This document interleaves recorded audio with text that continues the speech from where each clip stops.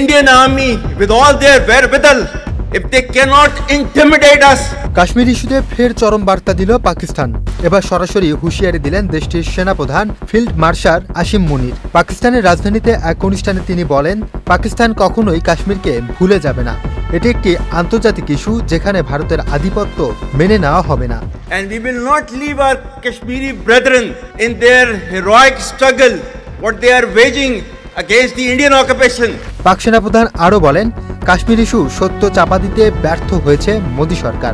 ওয়ালটন আবারও মিলিয়নিয়ার অফারে ওয়ালটন ফ্রিজ কিনে আপনিও হয়ে যেতে পারেন মিলিয়নিয়ার।